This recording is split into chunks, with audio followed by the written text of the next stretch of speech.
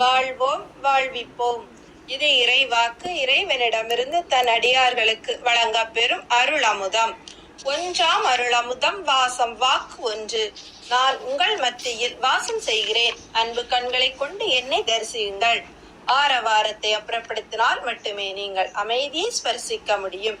வாழ்வோம் வாழ்விப்போம். இறைவனை தரிசித்த சித்தர்கள். சுசீந்திரம் கோவில் திருவிழா 7ஆம் நாள் இரவு. வயது 5. அப்பாவும் இறைவனும் திருவிழாவிற்கு சென்றனர். முக்கிய காரணம், திருவிழா முட்டாய் கடைகள் திறந்திருக்கும். சாதாரணமாக வெளியே கிடைக்காத வெள்ளை ஜிலேபி சுட சுட கிடைக்கும். இறைவனின் கவனம் எல்லாம் அதில்தான். போன உடனேயே அதை வாங்கி கொண்டு திரும்பிடலாம் என்பார் இறைவன். அப்பா சாமி பார்த்துட்டு போறப்போ வாங்கி தருகிறேன் என்பார். இறைவனுள் கேள்வி, நான் சாமி பார்க்கவா வந்தேன்? இரவு சாமி ஊர்வலம் வீதி உலா ஓரமாக நின்று கூட்டம் கூட்டமாய் பார்ப்பார்கள். இறைவன் வேடிக்கை பார்ப்பார், சாமியையும் கூட்டத்தையும் தான். ஆனாலும் இறைவனுக்குள் ஒரு சந்தோஷம் நிறைந்திருப்பதை உணர்ந்தார். அது அந்த இரவை ரசித்து நேசித்ததினாலும் ஜிலேபி வாங்கி தின்ன போகிறோம் என்பதினாலும் என்று உளமாற அறிவார். இதற்கிடை தெப்ப குளத்தில் எதிர் தரையில் கடை விரித்து பொம்மை வியாபாரம். இறைவன் பொம்மைகளை பார்த்து கொண்டிருக்க அப்பா தூரத்தில் வரும் சாமி உலாவை பார்த்து கொண்டிருந்தார்.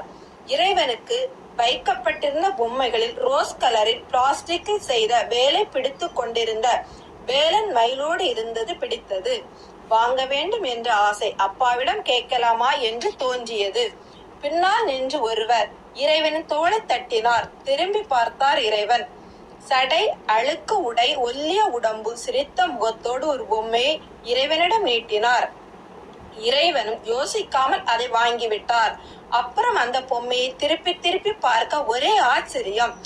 எந்த முருகன் பொம்மையை வாங்க ஆசைப்பட்டு அப்பாவிடம் கேட்கலாமா வேண்டாமா என்று யோசித்தாரோ அதே முருகன் பொம்மைதான்.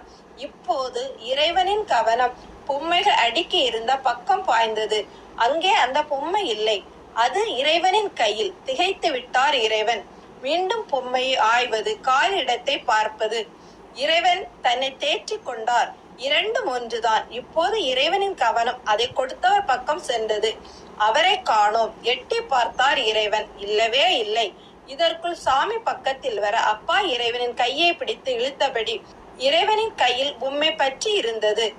அதன் பிறகு வீடு வந்து சேர்ந்ததுதான் தெரியும். ஜிலேபி வாங்கியது, பஸ் ஏறியது, வீட்டில் வந்து சாப்பிட்டு விட்டு படுத்தது எல்லாம் தானாக நடந்தது.